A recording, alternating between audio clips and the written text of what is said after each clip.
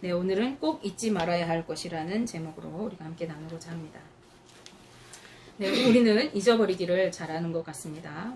네, 물론 잊어버리는 것이 무조건 안 좋은 것은 아닙니다. 네, 그런데 이왕이면 안 좋은 기억들은 잊어버리고 좋은 기억들은 간직해야 하는데, 우리는 그 반대로 좋은 기억들은 쉽게 잊어버리고 안 좋은 기억들은 두고두고 기억하면서 틈날 때마다 꺼내보며 속상해하고 아파하고 그것 때문에 원망하면서 살아갈 때가 많은 것 같습니다.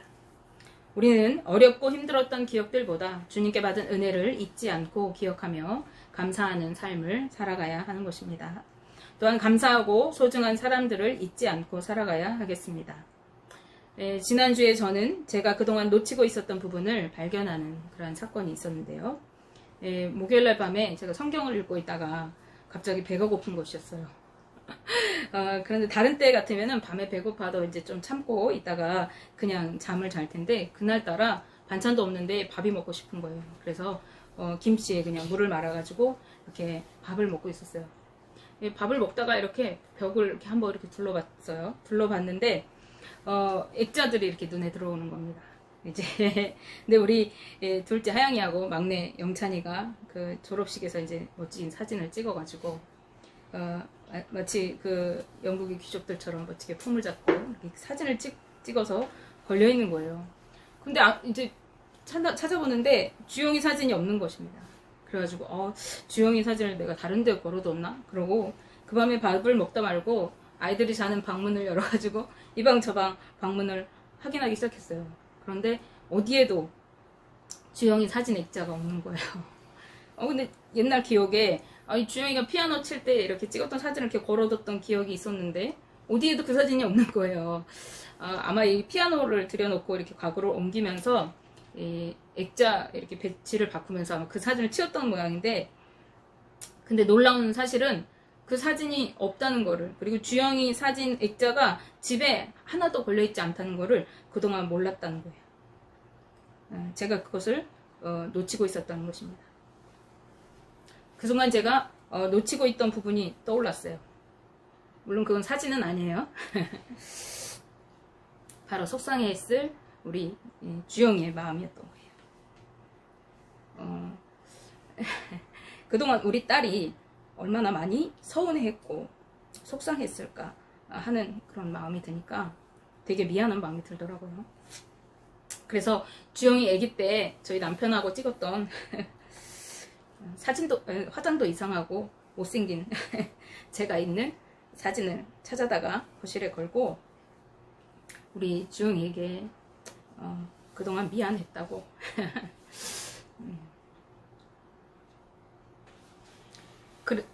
그래도 엄마 마음의 1번은 봄을 이루는 우리 주영이라고 이렇게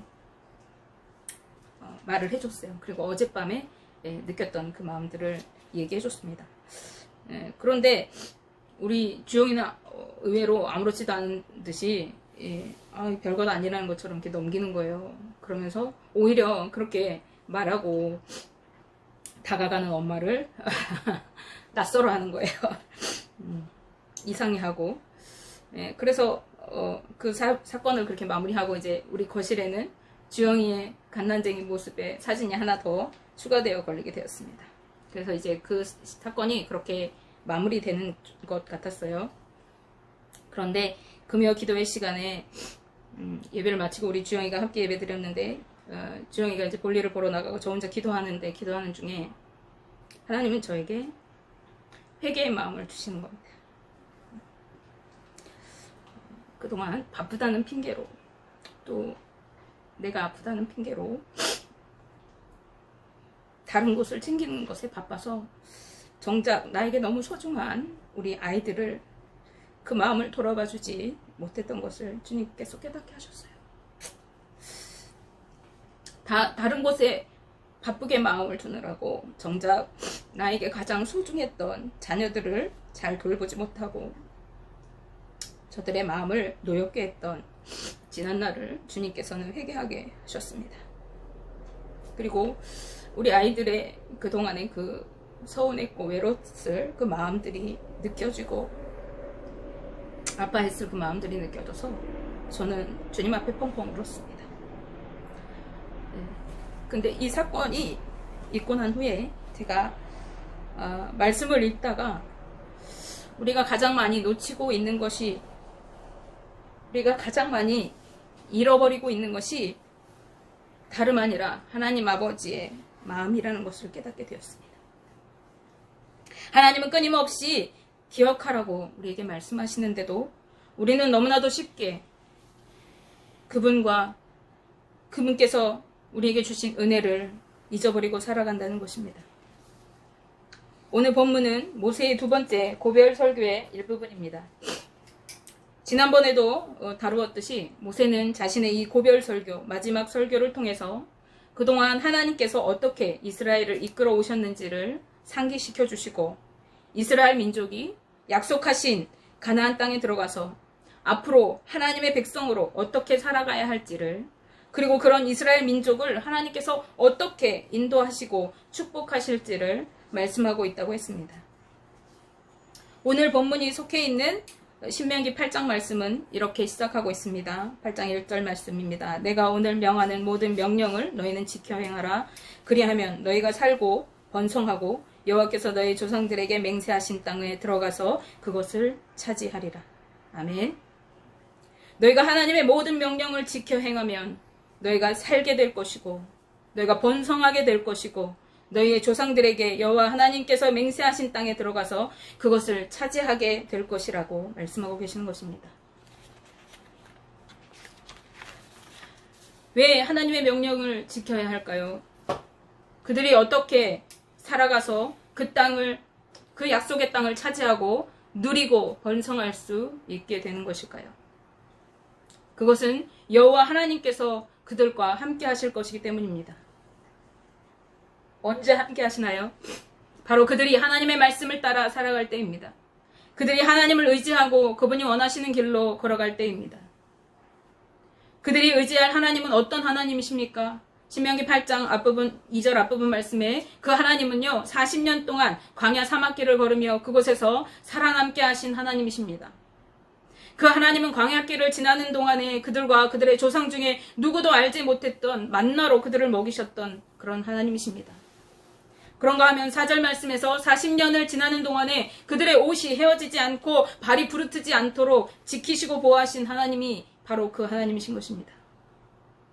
하나님은 그들을 광야로 보내셔서 그들의 마음을 낮추시고 하나님만 바라보도록 훈련하셨습니다. 그들을 시험하셔서 그들이 하나님의 명령을 지켜 행하는지 그들의 마음을 점검하셨습니다. 그리고 그들이 생각하지도 못하던 만나를 먹이심으로 사람은 육신의 떡으로만 사는 것이 아니라, 입술로 먹어서 삼키는 그것으로만 사는 것이 아니라 하나님의 입에서 선포되는 말씀으로 사는 줄을 그들로 알게 하셨습니다. 그 말씀을 따라 행할 때에 그들의 생명의 근원신 하나님께서 그들을 죽음에서 건지시고 생명을 주시는 분임을 알게 하신 것입니다. 그리고 이제 그 하나님이 말씀하십니다. 내 입에서 선포된 말씀인 이 모든 명령을 너는 지켜 행하라. 그것이 너를 살게 하는 줄을 내가 경험하지 않았느냐. 그 광야를 지나는 동안에 내가 보고 듣고 느끼고 경험한 것들을 통하여 내 하나님 여호와를 기억하라. 그리고 내 조상들이 죄지음으로 인해서 그 죄악 가운데서 이 땅에 이르지 못하고 그 광야길에서 다 죽었던 것을 기억하면서 내 하나님께서는 징계하는 분임을 마음에 생각하여 이 명령을 지켜 행하라 라고 하시는 것입니다. 신명기 8장 5절 6절 말씀입니다. 너는 사람이 그 아들을 징계함 같이 내 하나님 여호와께서 너를 징계하시는 줄 마음에 생각하고 내 하나님 여호와의 명령을 지켜 그의 길을 따라가며 그를 경외할지니라. 아멘. 경외하다의 다른 말은 무엇이라고 했습니까? 두려워하는 것이라고 했습니다. 하나님은 징계하시는 하나님이십니다. 그런데 그 징계의 목적이 무엇이라고요? 하나님 우리를 복주기를 원하세요. 그들을 다 멸망하기를 원해서 징계하시는 것이 아니라 그들을 구별하게 하시고 하나님만 바라보게 하셔서 하나님의 그 말씀에 순종하고 그 말씀에 순종함으로 생명을 얻게 하시기 위해서 징계하시는 것입니다. 그래서 그 옛적을 기억하면서 하나님의 명령을 지켜 행하고 하나님을 경외하라고 오늘 말씀하세요.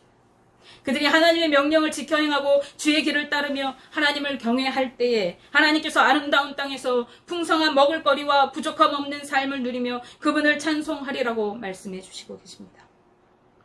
8장 9절 10절 말씀에 내가 먹을 것에 모자람이 없고 내게 아무 부족함이 없는 땅이며 그 땅의 돌은 철이요 산에서는 동을 캘 것이라. 내가 먹어서 배부르고 내 하나님 여호와께서 옥토를 내게 주셨으므로 말미암아 그를 찬송하리라 라고 하십니다.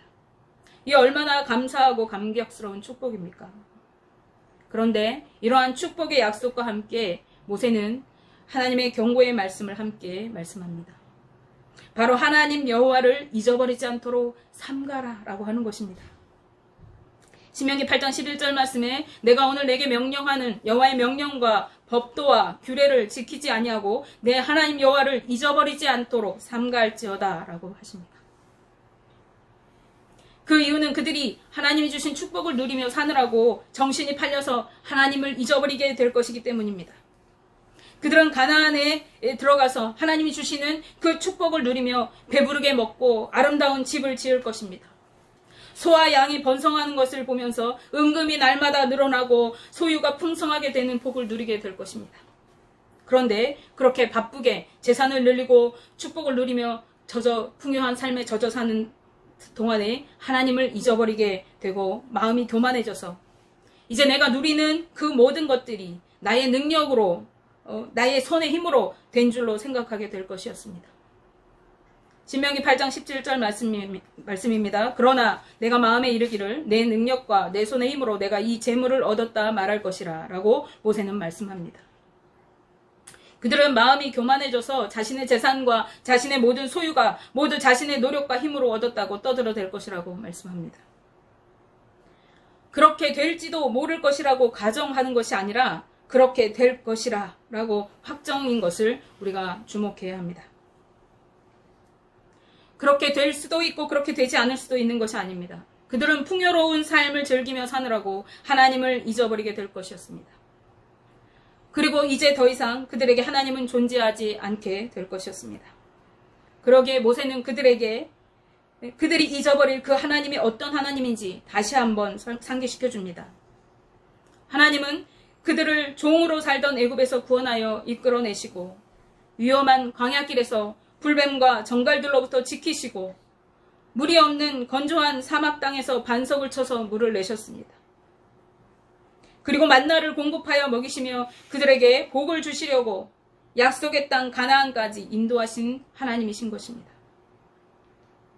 하나님은 바로 이스라엘 민족들의 삶의 이유이자 그들이 누리는 축복의 근원이신 것입니다. 그러나 그들은 그런 하나님의 은혜를 모두 잊고 자신의 풍요한 삶에 빠져서 교만한 마음을 품게 될 것입니다. 그러기에 모세는 8장 18절 말씀에서 내 하나님 여호와를 기억하라. 그가 내게 재물 얻을 능력을 주셨음이라. 이같이 하시면 내 조상들에게 맹세하신 언약을 오늘과 같이 이루려 하심이라 라고 당부하십니다. 그리고 이어지는 19절 20절 말씀에서 그들이 하나님 여호와를 잊어버리고 다른 신들을 따르며 섬기면 반드시 멸망할 것이라고 엄히 경고합니다. 우리가 은혜를 잊어버릴 때 우리는 하나님을 잊어버리고 살아가게 되어집니다. 우리가 세상적인 것에 마음을 빼앗기고 분주한 삶에 마음이 빼앗기고 주신 축복과 풍요한 삶에 취해서 마음이 빼앗길 때 우리는 교만하여져서 이전의 은혜를 기억하지 못하고 하나님 없는 것처럼 살아가면서 다른 것들을 의지하며 살게 되어지는 것입니다. 정작 그 모든 삶의 주인이신 하나님을 잊어버리고 살아가는 삶은 결국은 멸망의 길로 가는 삶입니다. 소망이 없는 삶인데도 우리는 그것을 잊어버리고 살아가게 되는 것입니다. 여러분은 어떠한 삶을 살고 계십니까? 저처럼 바쁘게 살아가느라 정작 소중한 것을 놓치고 살아가고 있지는 않습니까? 여러분은 하나님께서 내 삶의 주인이라고 인정하며 살아가고 계십니까?